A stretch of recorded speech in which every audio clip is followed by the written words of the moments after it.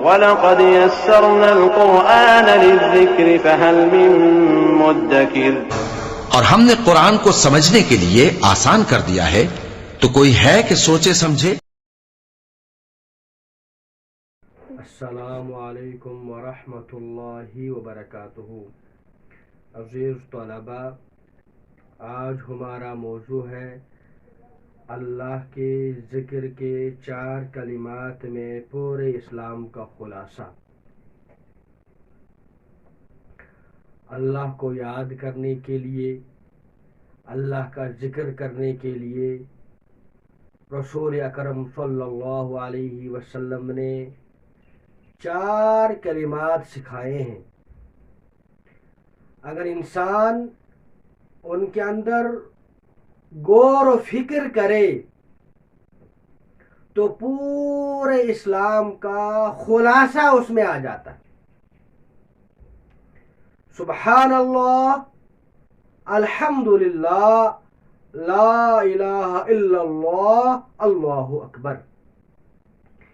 یہ کلمات اتنے مؤثر ہیں کہ اگر انسان ان کلمات کو بار بار پڑھے گا، ان کا ذکر کرے گا، ان کا ورد کرے گا، تو ان کلمات کے برکات سے انسان کے صغیرہ گناہ معاف ہوتے ہیں اور اللہ کے نزدیک درجات بلند ہوتے ہیں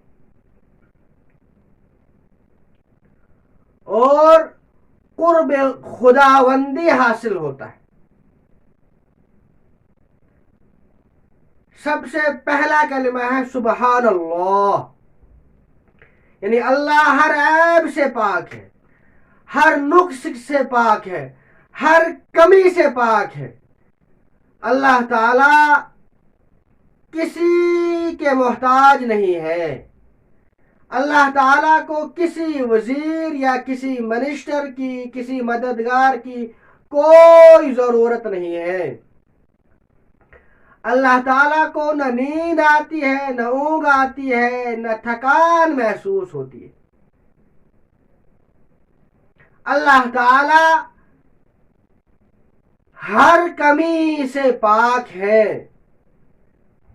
الحمدللہ، تمام خوبیوں کے مالک صرف اور صرف اللہ تعالیٰ کی ذات ہے۔ بلندی، کبریائی، تکبر صرف اللہ تعالیٰ کی ذات کے لائق ہے۔ اللہ کے علاوہ کسی اور ذات کے لائق بلندی یا کبریائی نہیں ہے۔ ہر تعریف، ہر خوبی کا مستحق اللہ تعالیٰ کی ذات ہے۔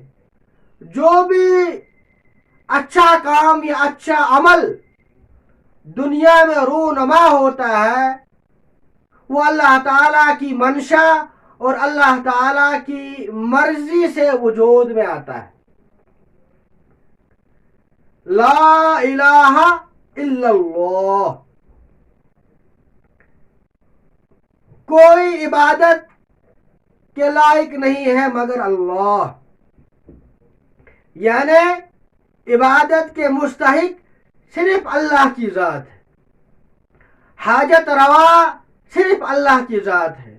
مشکل کشا صرف اللہ کی ذات ہے۔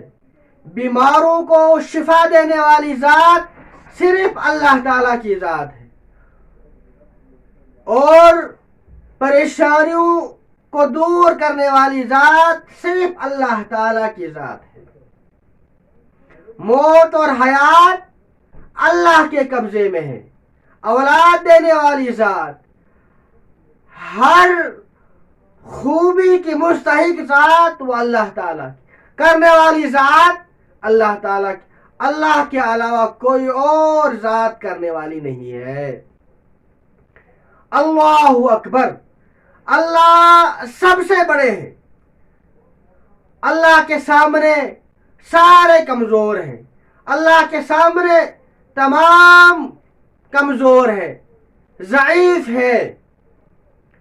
تو جب انسان ان 4 کلمات کے اندر غور و فکر کرتا ہے، اللہ عیبوں سے بھی پاک ہے، اللہ تعریفوں کے بھی مستحق ہے، ہر کام ہر کچھ جو ہوتا ہے وہ اللہ تعالیٰ کی طرف سے ہوتا ہے، اللہ تعالیٰ کی اجازت سے ہوتا ہے، اور اللہ تعالیٰ کائنات میں سب سے بڑے ہیں، اور تمام چیزیں اللہ تعالیٰ کے سامنے کمزور اور لاچار اور بے بس ہے۔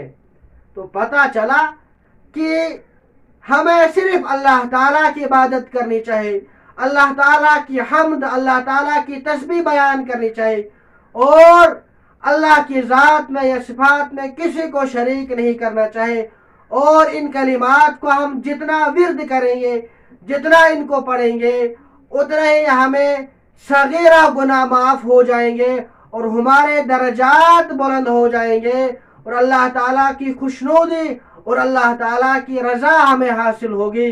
اللہ تعالیٰ سے دعا ہے کہ اللہ تعالیٰ ہمیں ان کلمات کو بار بار پڑھنے کا، ذکر کرنے کا، اللہ تعالیٰ ہمیں ان کی رغبت پیدا فرمائے اور ان کو پڑھنے کی توفیق عطا فرمائے۔